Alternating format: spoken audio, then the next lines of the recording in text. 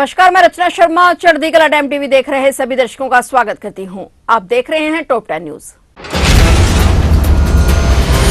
Ajnala court में आज सांसद अमृतपाल सिंह के एक और साथी को पेश किया गया। वीरेंद्र फौजी नामक इस शख्स को पंजाब लाने के बाद आज अजनाला कोर्ट में पेशी के लिए लाया गया। वीरेंद्र फौजी को अमृतपाल के साथ साथियों की निशानदेही पर काबू किया गया था। आज पेशी दौरान पुलिस ने कोर्ट से वीरेंद्र फौजी को रिमांड पर लेने की अपील की थी, जिस पर अदालत ने उसे भी 5 दिन के रिमांड पर भेज दिया है। अमृतपाल के अन्य 7 साथी 28 मार्च तक के रिमांड पर हैं। उनका रिमांड कल खत्म हो जाएगा, जबकि वीरेंद्र फौजी का 5 दिन का रिमांड मिला है। वहीं आज पेशी के दौरान अजनाला कोर्ट के बाहर बाहरी पुलिस बल तैनात किया गया। पंजाब विधानसभा के बजट सत्र में आज फिर से हंगामा हुआ, जिसके बाद कांग्रेस विधायकों ने विधानसभा से वॉकआउट कर दिया। इस तरह विधानसभा में कांग्रेस विधायकों के बाहर जाने पर विधायक अमन अरोड़ा ने प्रताप सिंह बाजवा से कहा कि वे कुछ मिनट पहले यहां आए और अपनी डफली बजाकर चले गए। ऐसा नहीं होना चाहिए, उन्हें दूसरों को भी बात सुननी चाहिए। इसलिए पंजाब विधानसभा में विपक्ष के नेता प्रताप सिंह बाजवा द्वारा पद्मश्री संत बलवीर सिंह सीचेवाल के खिलाफ अपमानजनक भाषा का इस्तेमाल करने पर हंगामा हुआ और इस संबंध में विधायक इंद्रजीत कौर मान ने कहा कि उन्हें प्रताप सिंह बाजवा की भाषा पर कड़ी आपत्ति है। या तो भाजपा पूरे सदन में इसके लिए माफी मांगे या फिर साबित करें कि उन्होंने ये शब्द कैसे कहे। इस बीच प्रताप सिंह बाजवा और इंद्रजीत कौर मान के बीच तीखी बहस छिड़ गई और इस दौरान आपके राज्यसभा सदस्य संत सीचेवाल को नेता प्रतिपक्ष प्रताप सिंह बाजवा की तरफ से ठेकेदार कहकर अपमान करने के मामले में मंत्री हरजोत सिंह बैस ने निंदा प्रस्ताव पेश किया और सत्ता पक्ष ने निंदा प्रस्ताव पास कर दिया।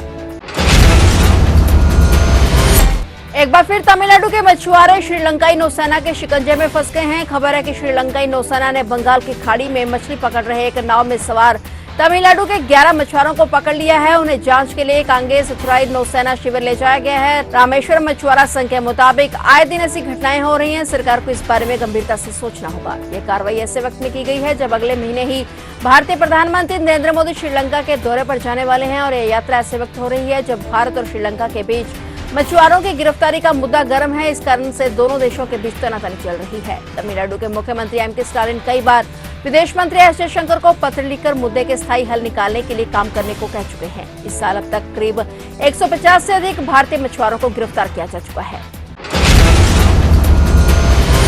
लखनऊ के पैरा इलाके में स्थित एक सरकारी पुनर्वास केंद्र में कथित तौर पर जहरीला भोजन करने से 4 बच्चों की मौत हो गई, जबकि कई अन्य बीमार हो गए। जानकारी के मुताबिक पुनर्वास केंद्र में रह रहे करीब 20 से अधिक बच्चे अचानक बीमार पड़ गए, जिन्हें लोक बंधु राज नारायण संयुक्त अस्पताल ले जाया गया और मरने वाले बच्चों में 2 बालक और 2 बालिकाएं शामिल हैं। ये सभी बच्चे मानसिक रूप से कमजोर हैं। सभी प्रयासों के बावजूद 4 बच्चों की मौत हो गई। डॉक्टर दीक्षित ने बताया कि गंभीर रूप से बीमार 2 बच्चों को एक दूसरे सरकारी अस्पताल के लिए रेफर किया गया और शेष 16 बच्चों की हालत में सुधार हो रहा है। वहीं इस घटना को लेकर लखनऊ के जिलाधिकारी ने कमेटी बनाई है और स्वास्थ्य विभाग तथा खाद्य सुरक्षा विभाग के अधिकारी पीड़ित बच्चों से पूछताछ कर रहे हैं। मामले की विभागीय जांच भी कराई जा रही है।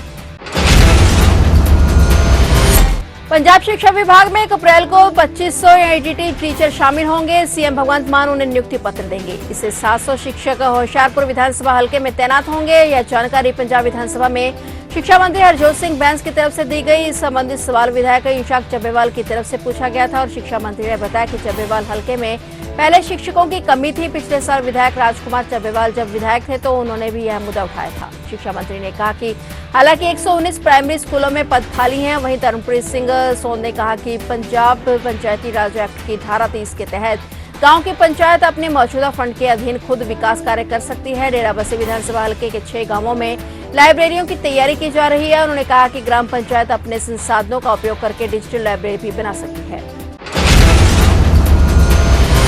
दिल्ली विधानसभा का बजट सत्र 2 दिनों के लिए बढ़ा दिया गया है। अब यह सत्र 2 अप्रैल तक चलेगा। बजट सत्र के तीसरे दिन की कार्रवाई खत्म होने से पहले विधानसभा अध्यक्ष विजेंद्र गुप्ता ने कहा था कि इस सत्र में सीएजी की और कुछ रिपोर्ट्स प्रस्तुत की जानी है। उसे देखते हुए सदन की कार्रवाई 28 मार्च के बाद 2 दिन और बढ़ाई गई है। 29-30 मार्च को शनिवार रविवार की छुट्टी है। इसके बाद सोमवार को ईद की छुट्टी रहेगी और अब 1 और 2 अप्रैल को भी विधानसभा की कार्रवाई सुबह 11 बजे से शुरू होगी। इस दौरान सीएजी की रिपोर्ट से लेकर अन्य मुद्दों पर चर्चा होगी, जिसके तहत अब सदन की कार्रवाई 2 अप्रैल तक चलेगी। हरियाणा में हिसार के महाराजा अग्रसेन एयरपोर्ट पर आज से एलायंस एयर ने ट्रायल शुरू कर दिया है। यह ट्रायल 31 मार्च तक चलेगा। एयरपोर्ट अथॉरिटी ऑफ इंडिया ने इसकी जानकारी देते हुए अनुमति दे दी है। ट्रायल के बाद हिसार से 5 राज्यों के लिए उड़ानें शुरू हो जाएंगी। पीएम नरेंद्र मोदी 14 अप्रैल को एयरपोर्ट का वीडियो कॉन्फ्रेंसिंग के जरिए उद्घाटन कर सकते हैं। वे हरियाणा में आएंगे और कई परियोजनाओं का शिलान्यास करेंगे। एयरपोर्ट से पहली फ्लाइट श्री राम के धाम अयोध्या जाएगी और इसके अलावा जम्मू, जयपुर, दिल्ली और अहमदाबाद के लिए उड़ानें शुरू होंगी। बता दें कि सारा एयरपोर्ट का दूसरे चरण का काम पूरा हो चुका है। यहाँ इंटरनेशनल स्तर का 10,000 फीट का रनवे तैयार हो गया है और ट्रायल लेने वाली अलायंस एयर यहाँ पर रनवे की क्षमता जांचेंगी। यहाँ पर 503 करोड़ रुपए की लागत से बड़ा पैसेंजर टर्मिनल तैयार किया जा रहा है।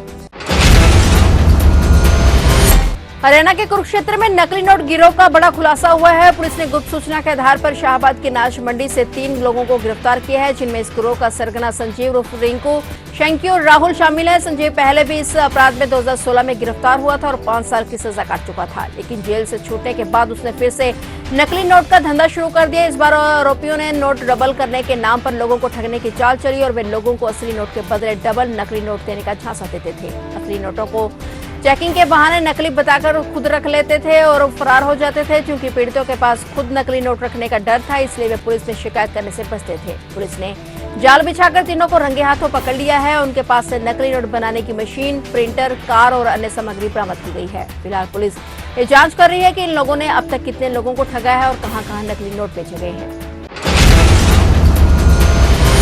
गैंगस्टर लॉरेंस बिश्नोई गिरोह से लगातार मिल रही धमकियों के बीच सुपरस्टार सलमान खान ने पहली बार अपनी सुरक्षा को लेकर बात की है। उनका कहना है कि उन्हें अल्लाह भगवान ने जितनी उम्र से नवाजा है वो उतना ही जिएंगे। फिल्म सिकंदर के प्रमोशन के दौरान अभिनेता ने मुंबई में चुनिंदा मीडिया से खुलकर बातचीत की और इस दौरान जब उनसे पूछा गया कि लॉरेंस गैंग से मिल रही धमकियों के बीच उन्हें अपनी सुरक्षा को लेकर चिंता है, तो इस पर एक्टर ने जवाब दिया कि भगवान अल्लाह सब बराबर हैं, जितनी उम्र लिखी है उतनी ही है, बस इतना है।